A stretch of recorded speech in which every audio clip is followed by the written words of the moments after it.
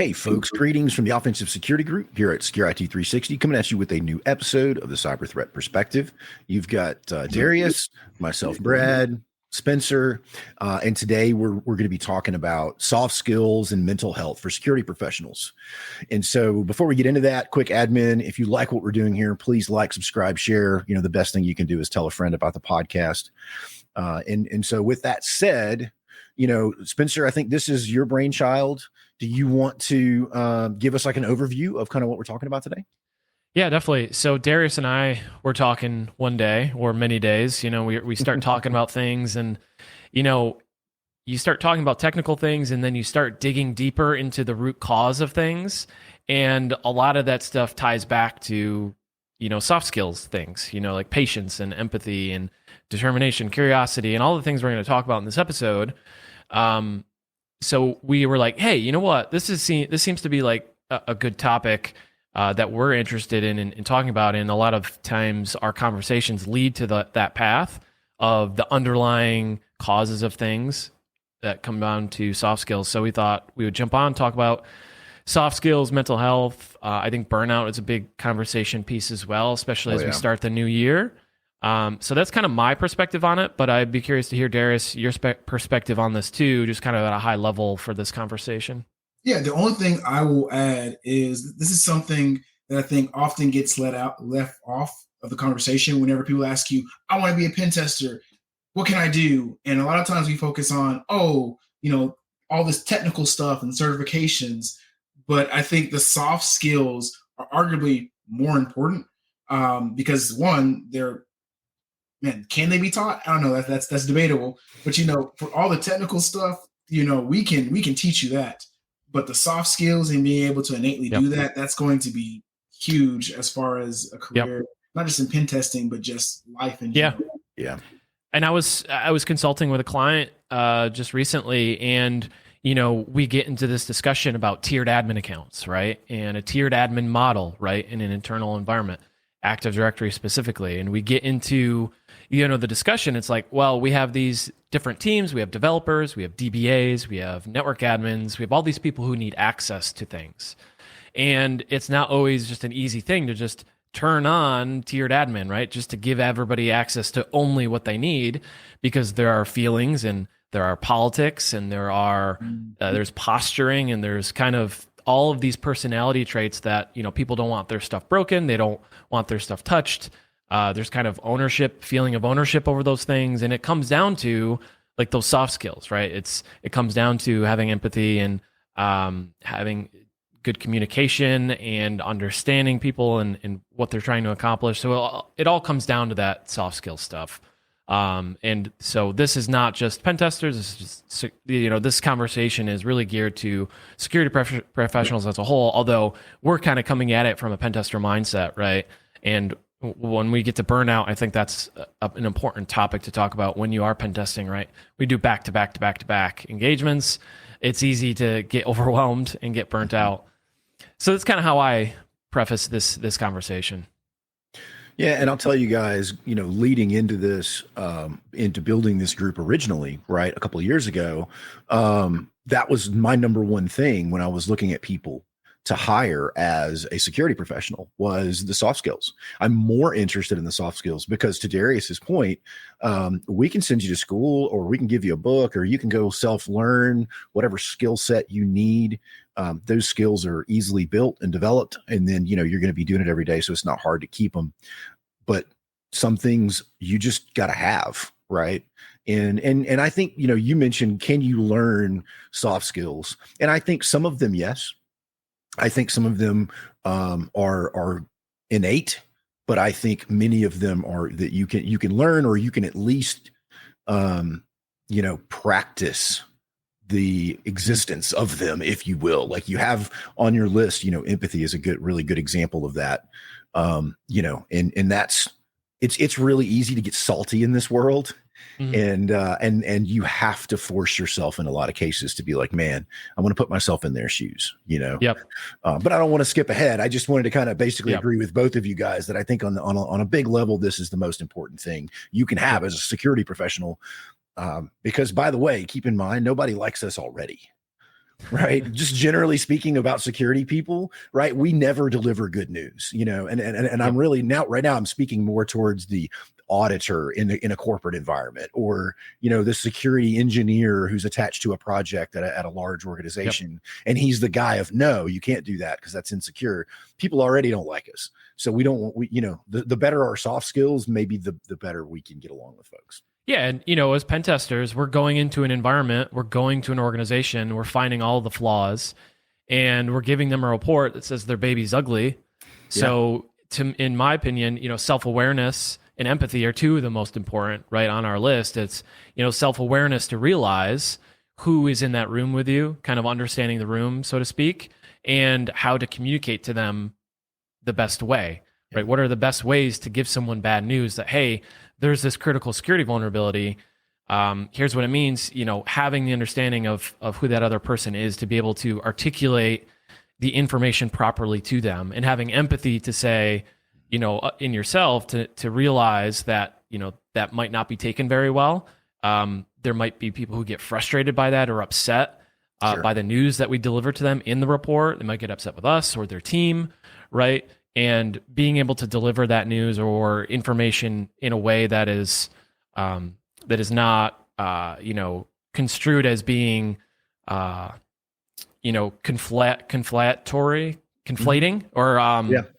or what's the word for it? Can't think of negative. The word. Yeah, just giving that negative kind of inflammatory, or kind of like a very aggressive type of delivery, I guess. Well, and for. It makes it harder too, right? Because we're very frequently delivering bad news to the people who are responsible for creating the bad news, if that makes sense, right? We're telling the IT manager, hey, dude, or dudette, your project, your processes are inferior. The things you created, right?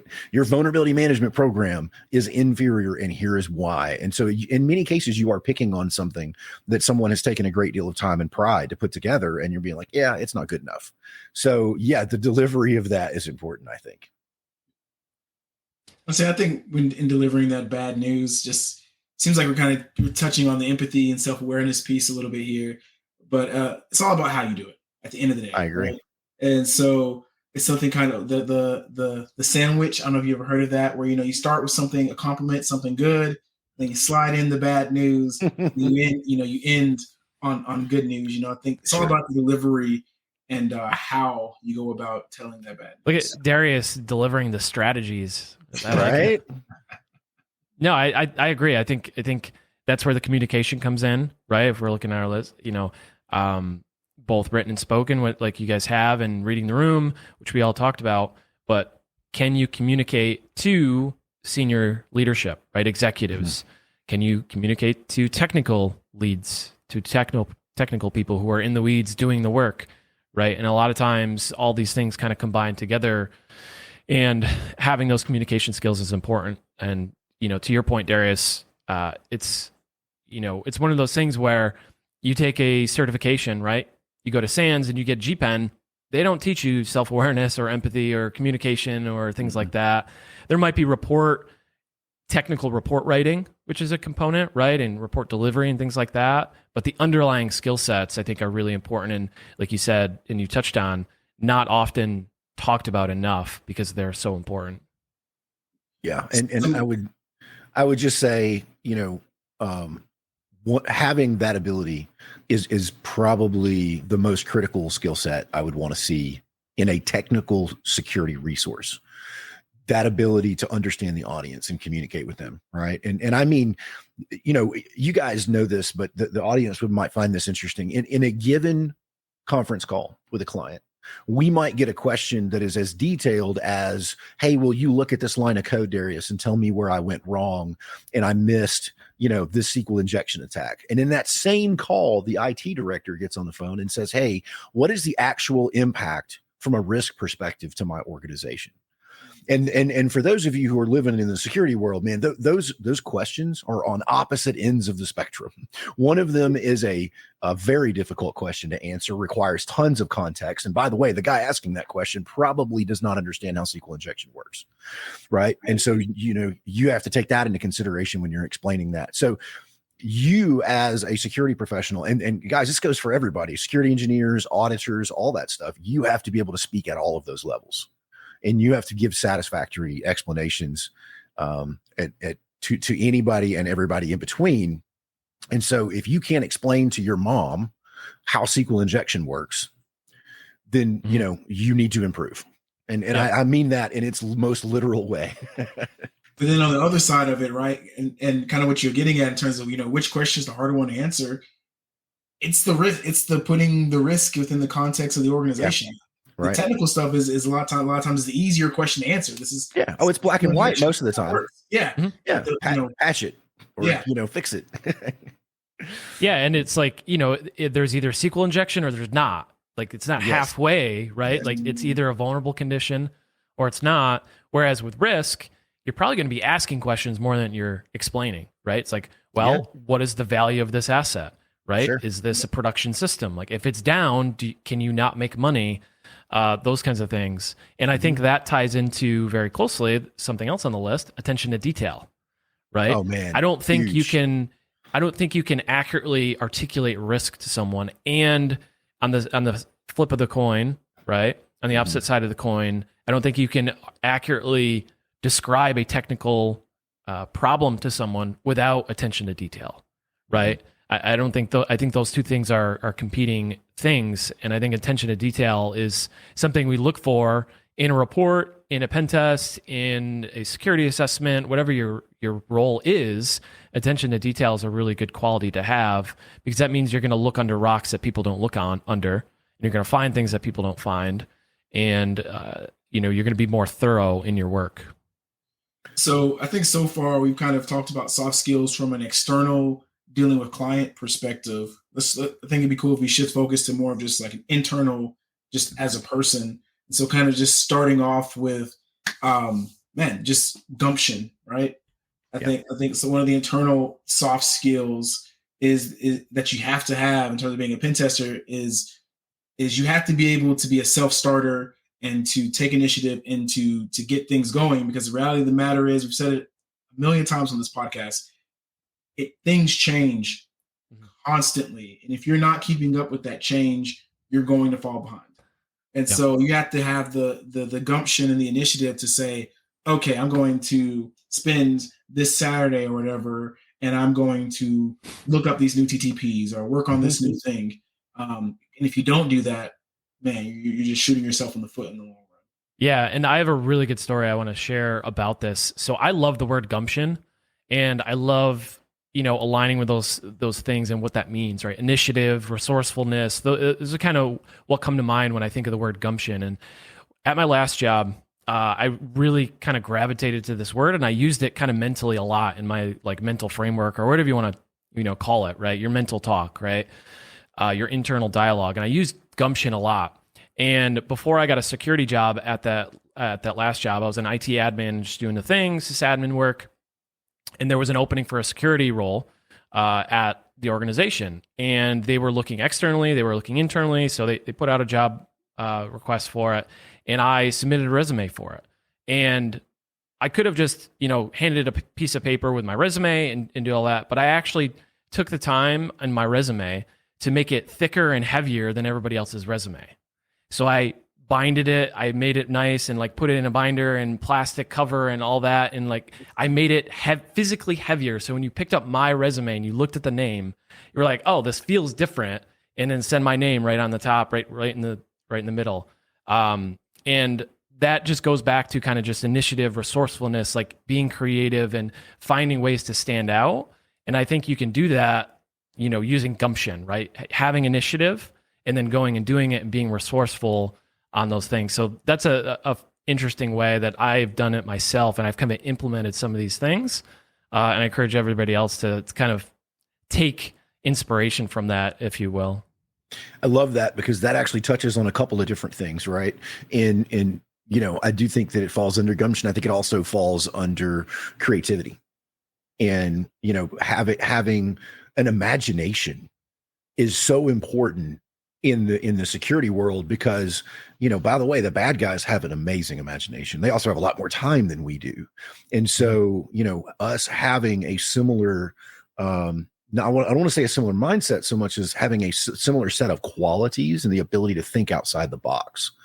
And a big part of that is, like you have mentioned here, resourcefulness, curiosity and creativity. All of that for me kind of falls under that same mindset that is critical, especially to a pen tester. Yep.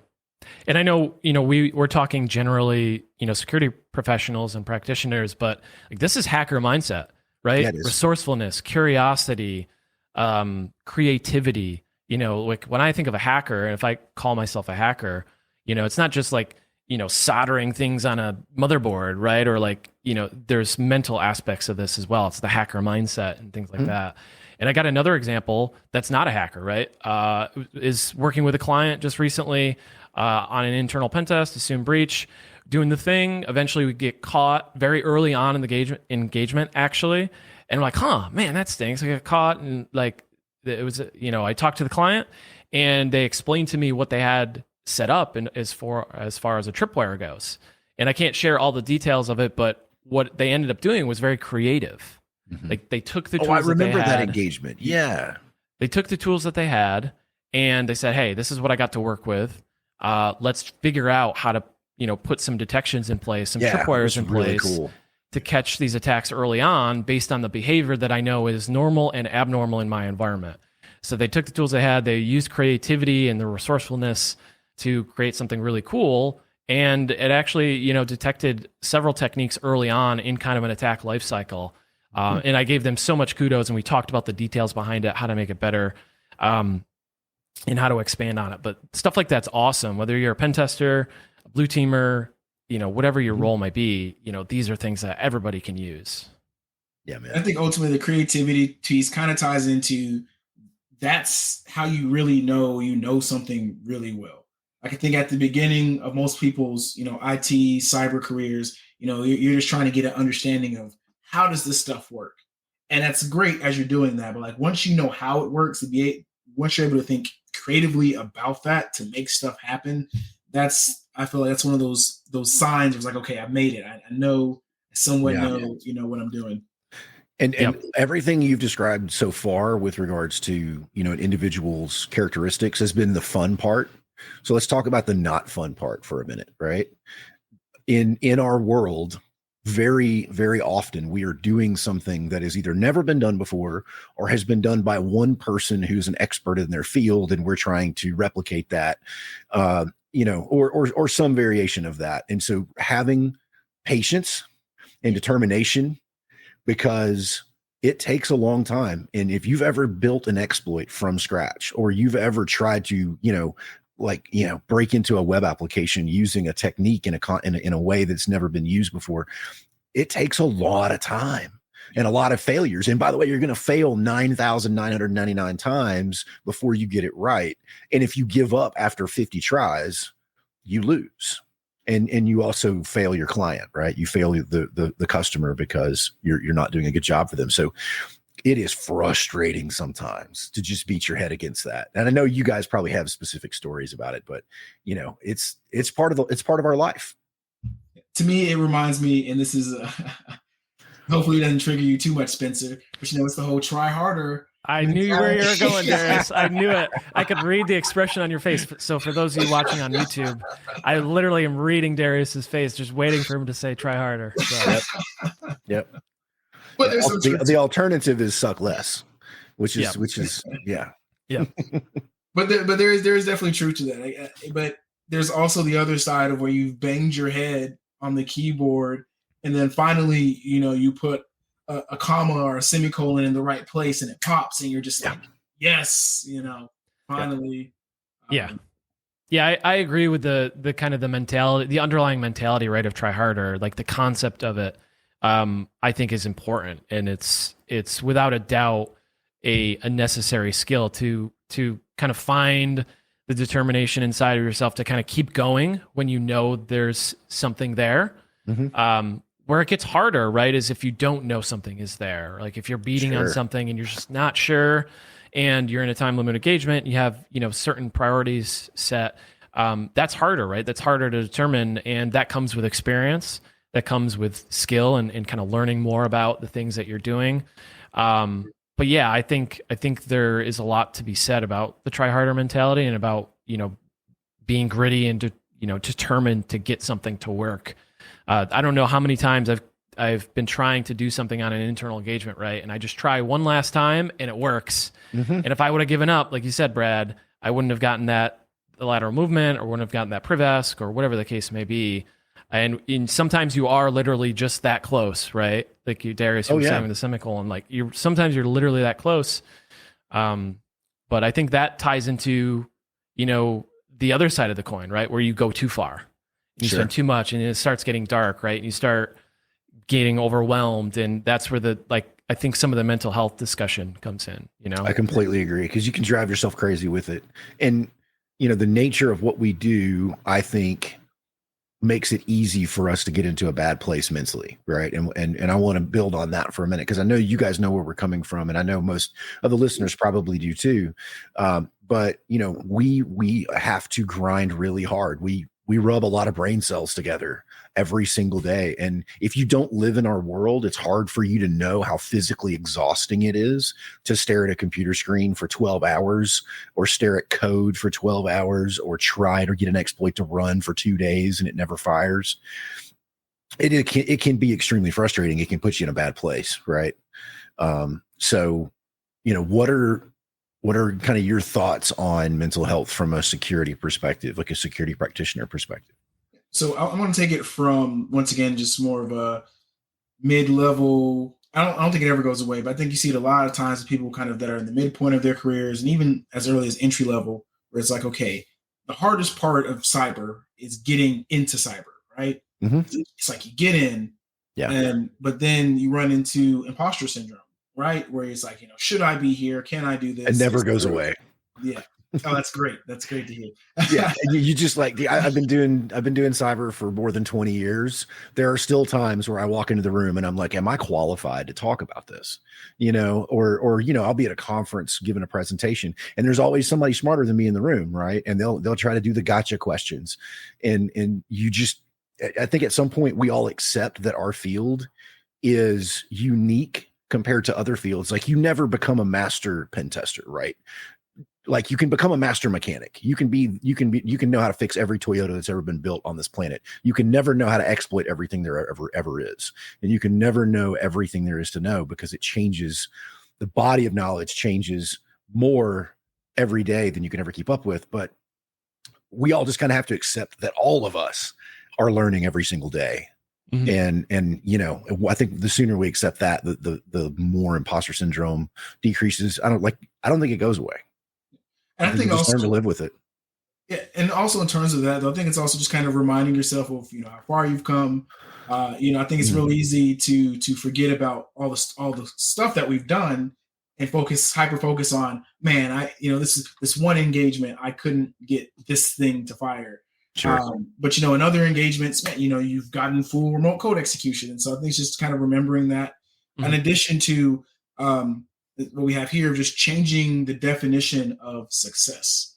And I think this is something for me that I had to kind of do when I first started. When I first started, I remember my first pen test. I was able to reverse shell. I'm on the server. I'm doing all this cool stuff. And then it was like that for a good period of time. And then I hit a pen test or an engagement where it's like, man, I'm not doing I'm not doing the cool thing of man, I might have input validation issues, but that's about it. And so for me, I kind of had to shift my mindset from my job as a pen tester. Yes, I do get to do cool hacking stuff. That's awesome, but that's not the goal. That's not the criteria of success. It's providing the client one, a detailed report and assessment of, in this case, the application, right? And ultimately kind of serving the client of hey, how can we improve your security posture? And kind of once I made that shift in mentality, that definitely helped out with the imposter syndrome and things of that nature. Yeah, I will say, Darius, I think I went through the same exact transition that you did, right? Just in a different aspect, right? Doing internals as opposed to web apps. There was a point in time where I had a really hard engagement, right? It was really difficult. The environment was locked down well. There was not a lot of vulnerabilities to find, and it was a grind. It was grueling. And then you take a step back and you're like, wait, what is it I'm actually trying to do here? The goal is not domain admin, right? That is step number one. The goal is impact. The goal is risk and, figuring out, finding the vulnerabilities that matter is a phrase I like to say. Mm-hmm. And I changed the definition of success in my mind to being value for the client and my own enjoyment in learning out of that process. So every single engagement, I try to, number one, provide as much value as possible to the client.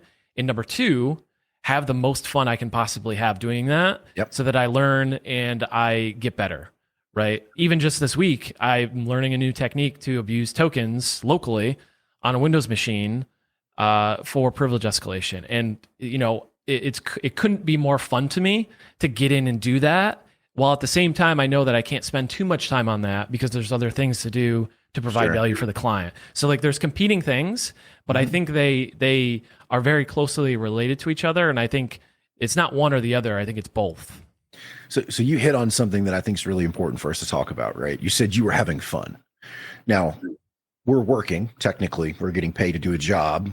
But I think we all love what we do, right? And I think that you can't do this job unless you love it. The day that you wake up and you're like, man, I really don't feel like pen testing today, is probably going to be the beginning of the end of your pen testing career, which that's not necessarily a bad thing, right? Not everybody wants to be a pen tester for 20 years. But you got to love what you do every day, man, because this job is hard. And it is, for all of the reasons we just described for the last 20 minutes, it is draining. It is difficult. It takes a lot of hours. And if you don't love it, man, it's going to kill you. It's just going to make you go crazy. And so you have to love it. And it is easy to love. I will say it is easy to love because it is really cool, but there's also a lot of gray area between those really cool moments. If you don't manage your time well, and if you don't manage yourself well, you can, it can be rough. Yep. Yeah. Especially on hard engagements where it's like, you don't have a lot to poke at. There's not a lot of attack surface. You're worried that the client's not going to see value in the engagement because you're not finding anything. Yeah.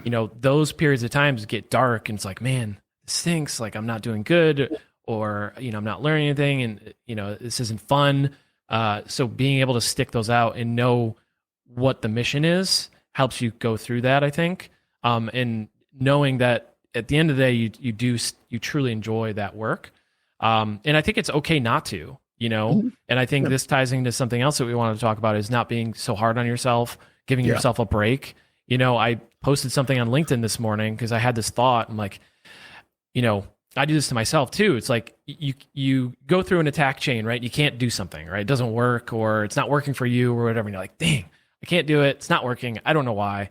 I'm an idiot. And you're like, you beat yourself up about it. You're like, I don't know anything. I'm stupid. I can't do this. And that mental dialogue starts rolling. And then before you know it, you're like in a dark place.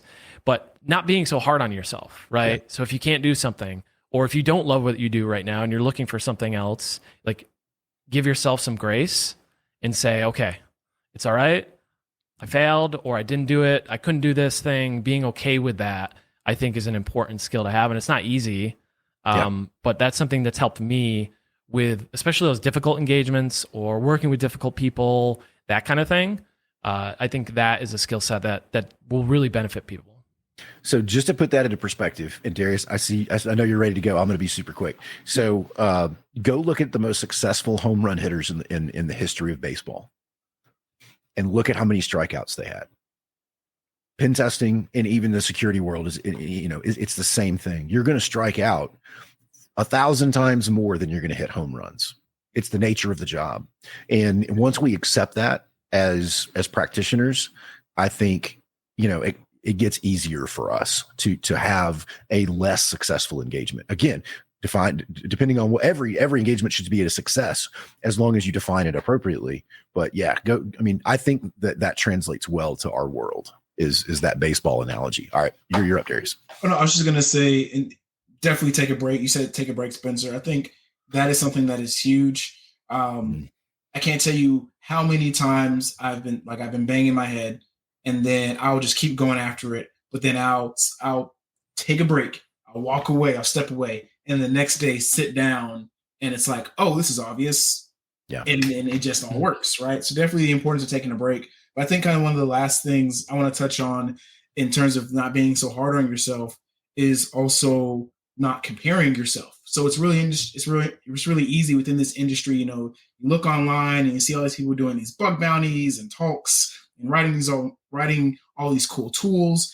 And I think it's just really important to remain true to yourself and ultimately do what you want to do. So, if you want to write a tool, write a tool. But writing a tool doesn't necessarily guarantee success. But two, you don't have to do it. I think it's real important to kind of remind ourselves that it's okay to do what we want to do. If all you want to do is just do your pen test, and then on the weekends, do literally anything else and not even touch tech, that's okay. So that's kind of one of the last things I would have as far as mental health. Yeah, and it's on some level, a lot of the security stuff, while it's still new and there's still groundbreaking things, a lot of stuff truly is not novel, right? You look at a lot of the security research, like the ADCS stuff, the certificate abuse, that was done by Benjamin Delpy, creator of Mimikatz. Like, he had researched it prior to the SpecDrops folks doing that. And, he just didn't publish it in the way that the SpecDrops did with a white paper and a tool and stuff like that. But he had researched it. He had some capabilities in Mimikatz to abuse some of that stuff. So a lot of the research even, is not novel. And I say that to say, we stand on the shoulder of giants, all of us. And whether you're doing research into something new or something groundbreaking or something like that, there's probably somebody that came before you that maybe gave you an idea or provided a framework for you to work off of or research or whatever the case may be. So I think that's very important to recognize when you say, don't compare yourself. I think that is what my mental thought goes to is don't compare yourself, because everybody, learns from everybody else, and everybody is just working off of other people's work, so to speak. And another reason not to ever compare yourself to others is you have no idea what's going on behind the scenes, right? What we see, and social media does really does us wrong in this way, is you only see the good stuff, right? You see that pen tester who's, Spencer, posting on Twitter all the time about all the awesome things that he's doing. And you're like, wow, I'm not doing all those awesome things, and the reality is, they're probably struggling and failing just as much as you are. And so, you never want to compare yourself to other people and their skills and their experience, because you're coming from a different place. And, everybody just has such a dramatically different background that there is no comparison. And definitely don't compare yourself to somebody's social media feed, right? Yeah, like that is the most PR'd version of everybody's lives ever, right? Yeah. For sure. And but whether it's, go ahead. And it's just one of those things. It's one of those things for every, black hat speaker, presentation that you see, you don't also see the 900 plus hours that they put in for this 30-minute talk. Yep. Exactly. So, Yep. And it's probably like 7 other people helped them too, and so, a lot of the stuff that we put together that comes out of our group is a big team effort. And there's even people behind the scenes that you guys don't even see, you listeners have no idea exist, that help make all this stuff possible. And so not a single one of us, other than mostly Spencer, is responsible for the success of a lot of the things that we do, but we blame him for most of it. So, yeah. And, this ties into kind of the last point. And something I want to touch on is, Darius, you mentioned taking a break. I want to mention kind of the 24-hour exam thing and the kind of the notion behind that. But the escapism thing, the finding the hobby thing is the last thing we didn't touch on. Yeah. And that's something that I think those exams and those training courses that promote those 24-hour exams or those, time-limited exam things are an unrealistic time frame because of that, right? Like we're literally fostering this behavior. And then on the same flip side of the coin, we're saying, hey, you got to take a break. You got to, relax, find hobbies, don't be so hard on yourself. While we're saying, hey, you got to take this 24-hour cert or you don't mean anything in the industry. Yeah, And I it's think absurd. it's a bad precedent to set. And I know why organizations do it, right? Cheating and not having integrity in the exam, or being able to design the exam in a way that doesn't allow cheating, et cetera, et cetera. So I get it. But I think it is a bad precedent to set, and we set the wrong tone for people coming in the industry to say, OSCP is an introductory cert, but you got to do this grueling training, and you got to go through this grueling exam and take a 24-hour exam and not take a break and not sleep to get this exam cleared. Which, by the way, is in zero way representative of actually doing the work. That is true. And none of us are doing 24-hour pen tests, man. and I know people who have taken OSCP. I know the course content, and I know there's value in the course and the training and the certification and stuff like that. And I'm not saying it to say that. I'm strictly just talking about the time frame and how the exam is kind of constructed, because we talk about escapism and hobbies and all that stuff, but when you go for a certification, none of that applies. And I think it's contradictory to what we're trying to do as security people, to move the industry forward, to get new people into the industry. So escapism and hobbies, right? Find something you enjoy. That's not related to this, by the way. It's not related to typing on a keyboard. Most of us, most of us were hobbyist pen testers before we became, full-time pen testers. In doing the work every single day, and doing it as your hobby is a lot. Right. And you don't get that disconnect, and you really need it. My thing is, I like to go backpacking in the woods where there's no cell service for like 2 or 3 days in a hammock, dude, and drink whiskey around a campfire and not have any electronics. I want to disconnect. And I would encourage everyone to do that. Go spend time with your family, go out, just get away from this and turn your brain off for a little while. Very important. Yeah. For sure. And, the saying goes, touch grass, try different things. Darius, I don't know if it's okay to mention, but glass blowing, right? Yeah. Dude, that's so cool. Yeah. That's something that, hackers, who is this hacker doing glass blowing? I think it's kind of this interesting thing for every pen tester / hacker I know. There's always the one obscure hobby. Yes. I'm trying to think. Do I have an obscure hobby?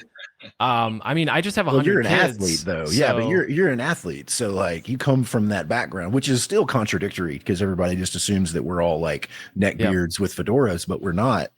And I think you being a master at soccer is pretty cool. Yeah. But have a hobby that's maybe not this, And so just get away from it, man. You really have to. It'll suck you in and it'll never let you go if you don't do it. Yep.